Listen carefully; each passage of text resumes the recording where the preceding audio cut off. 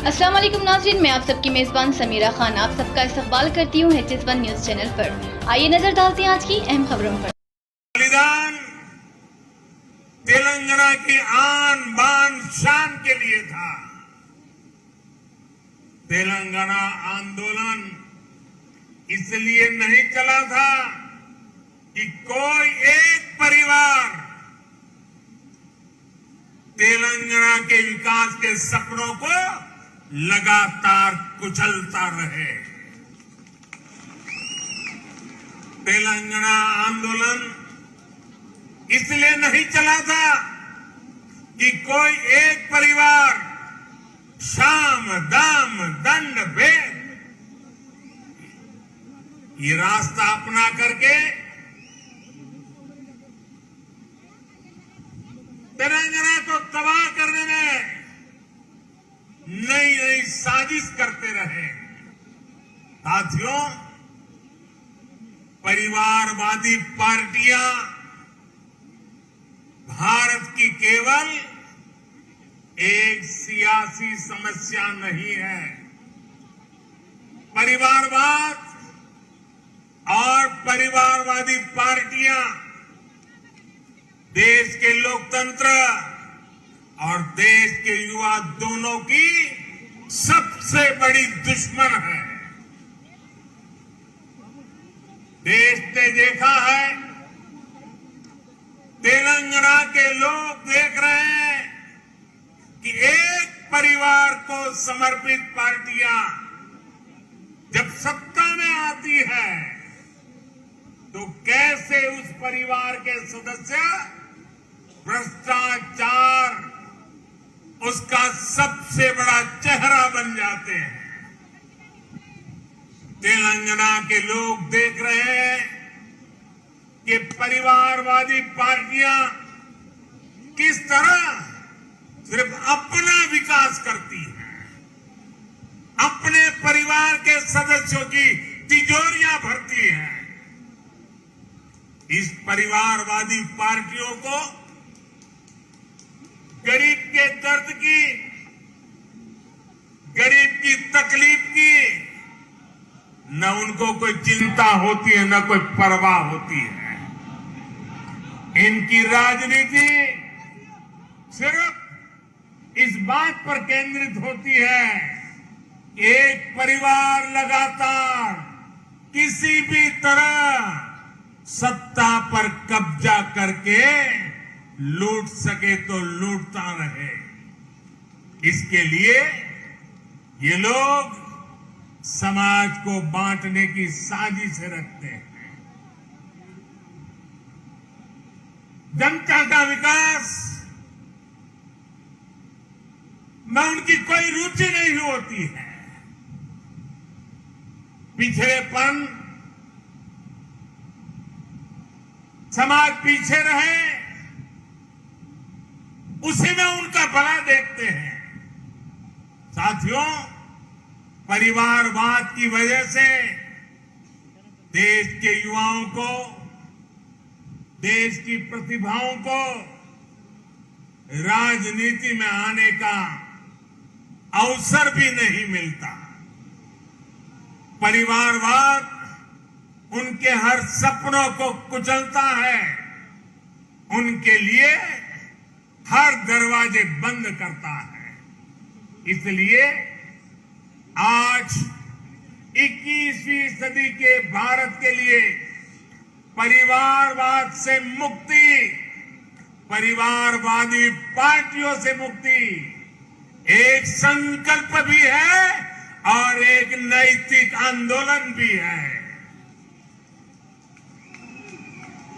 जहां जहां परिवारवादी पार्टियां हटी है, उनका अस्त हुआ है, वहां वहां विकास के रास्ते भी खुले हैं। अब इस अभियान को आगे बढ़ाने की जिम्मेदारी तेलंगाना के मेरे प्यारे भाई और बहनों की है, तेलंगाना की जनता की है। साथियों, एक और भाजपा की लड़ाई तेलंगाना के भविष्य के लिए है। तो दूसरी ओर ये लड़ाई तेलंगाना के सम्मान, स्वाभिमान और पहचान की भी है। यहां एयरपोर्ट से बाहर आते ही तेलंगाना की जो हवा में महसूस कर रहा हूं, ये जो मैं दृश्य देख रहा हूं, ये तपती धूप में आप लोगों का उत्साह, उमंग देखता हूं। मैं इसके आधार पर कह सकता हूं कि हमारा संघर्ष रंग ला रहा है।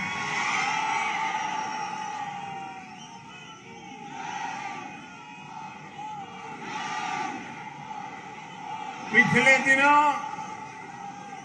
अलग अलग चुनावों में भाजपा की जीत इस बात का स्पष्ट संकेत है कि तेलंगाना में अब लोगों ने मन बना लिया है। तेलंगाना में अब बदलाव पक्का है। तेलंगाना में अब भाजपा तय है। साथियों, भाजपा ने पिछले 8 सालों में सबका साथ, सबका विकास, सबका विश्वास और सबका प्रयास के मंत्र के साथ देश की निरंतर सेवा की है। गरीब, पिछड़ा, दलित, आदिवासी, हमारी माताएं बहनें, हमारे अंत्योदय के सारे साथी, भारतीय जनता पार्टी के लिए उनका उत्कर्ष, ये हमारी आस्था है। देश का सम्मान, देश के गरीब, मजदूर और किसान के सम्मान से जुड़ा है। आज गरीब से गरीब व्यक्ति भी सपने देख सकता है, स्वाभिमान से जीवन जीने का प्रयास कर सकता है। हमने हर गरीब को शौचालय देने का वायदा किया, उसे पूरा किया। हमने गरीब को देश की आर्थिक मुख्य धारा से जोड़ने का संकल्प लिया, जन धन योजना खातों के जरिए उसे पूरा किया। हमने गरीब माताओं बहनों को धुएं से आजादी देने की बात कही, उनके नाम पर उन्हें पक्का घर देने की बात करी। पूरे देश में आज करोड़ों गरीबों का ये सपना साकार हो रहा है। आज किसानों की उनके खातों में, और खास करके मेरे छोटे किसान भाई बहनों को किसान सम्मान निधि मिल करके उनको एक नई ताकत मिल रही है। मुद्रा योजना और स्वनिधि योजना जैसे प्रयासों से लाखों करोड़ों युवाओं के लिए स्वरोजगार के अवसर बन रहे हैं। तेलंगाना के गरीब, दलित, पिछड़े, आदिवासी और महिलाओं को भी इन योजनाओं के लाभ का पूरा अधिकार है। लेकिन दुर्भाग्य से यहां इन योजनाओं के नाम बदलकर इन पर भी सियासत हो रही है। आप सियासत करिए, जनता के दिलों से न नाम हमारा हटा सकते हैं, न हमारा नाम मिटा सकते हैं, क्योंकि हम गरीबों के लिए जीने वाले लोग हैं। जी जान से गरीबों का कल्याण के लिए समर्पित लोगों की हमारी परंपरा है। साथियों, जब योजनाएं प्रचार और परिवार के भ्रष्टाचार का शिकार होने लगे तो उससे सबसे ज्यादा नुकसान हमारे गरीब भाई बहनों का होता है, हमारे दलित, पीड़ित, शोषित, वंचित का होता है। भाजपा के कार्यकर्ताओं का दायित्व है इस सच्चाई को तेलंगाना के हर एक नागरिक तक लेकर जाएं। भाई और बहनों, हम सब जानते हैं कि तेलंगाना का सामर्थ्य क्या है, यहां कितनी संभावनाएं हैं। हम चाहते हैं कि तेलंगाना तेजी से विकास की रफ्तार पकड़े। साथियों, 21वीं सदी का नया भारत, आत्मनिर्भर भारत और मेक इन इंडिया के सपनों को लेकर आगे बढ़ रहा है। हमारे स्टार्टअप्स आज पूरी दुनिया में अपनी छाप छोड़ रहे हैं। आज हम दुनिया के तीसरे सबसे बड़े स्टार्टअप इकोसिस्टम है। अभी कुछ दिन पहले ही भारत का 100वां यूनिकॉर्न हमारे सामने आया है। आज हम एक बार फिर से दुनिया की सबसे तेजी से आगे बढ़ रही अर्थव्यवस्थाओं में से एक है।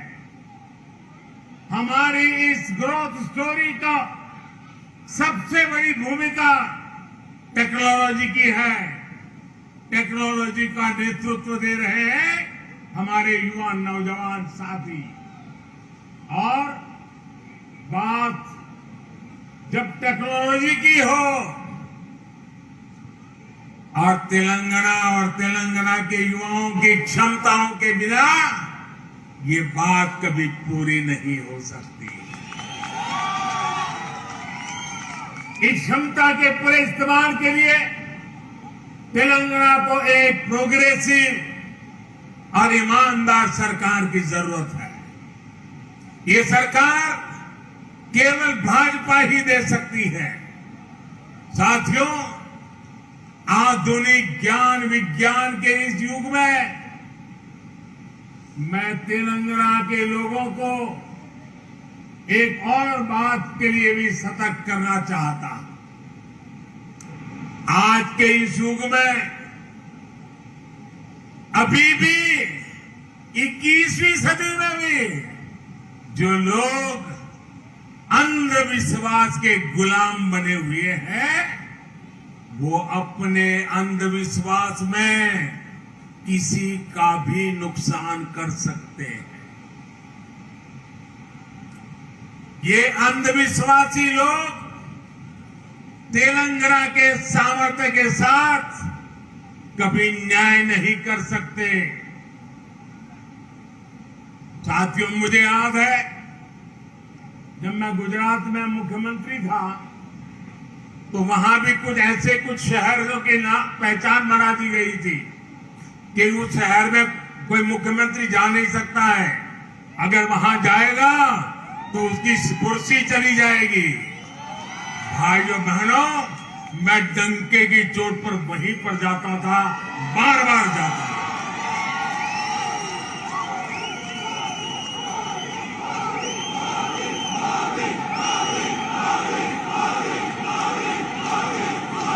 मैं विज्ञान में विश्वास करता हूं, मैं टेक्नोलॉजी में विश्वास करता हूं। भाइयों बहनों, मैं तो आज तेलंगाना की इस धरती से उत्तर प्रदेश के हमारे मुख्यमंत्री श्रीमान योगी आदित्यनाथ जी को भी बधाई देता हूं।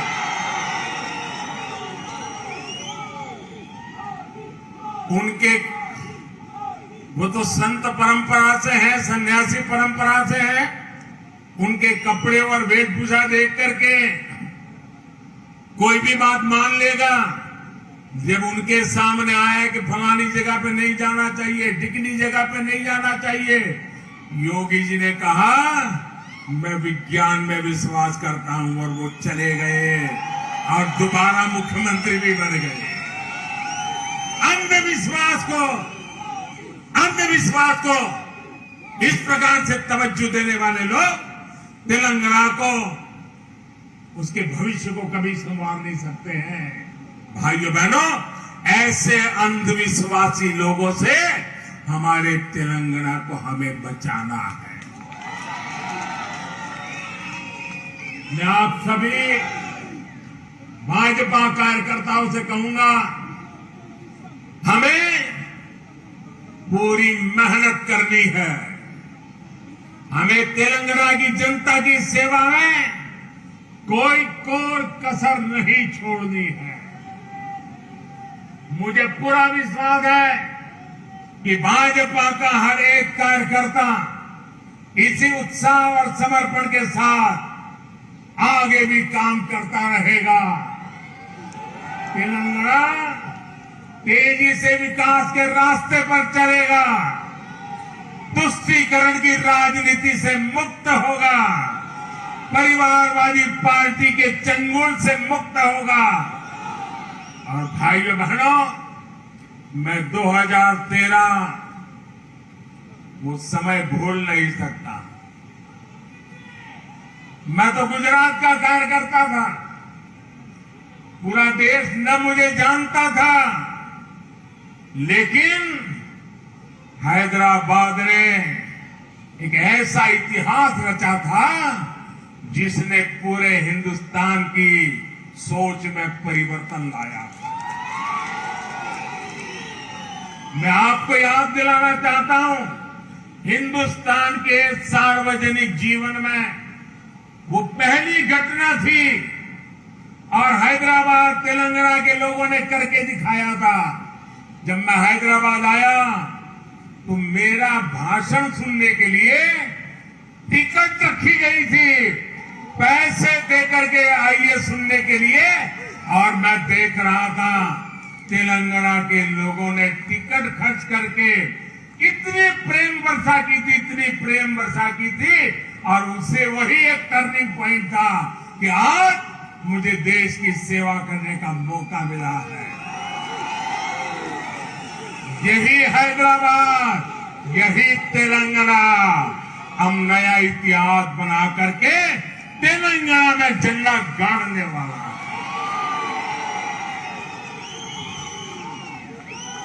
साथियों, मैं आपके परिश्रम की जितनी तारीफ करूं उतनी कम है, मैं आपके जज्बे की जितनी तारीफ करूं उतनी कम है, लेकिन मुझे पूरा विश्वास है, ना आप झुकने वाले हैं, ना आप थकने वाले हैं, आप जूझने वाले भी हैं, जीतने वाले भी हैं। मेरे साथ बोलिए भारत माता की, भारत माता की, भारत माता की। बहुत बहुत धन्यवाद।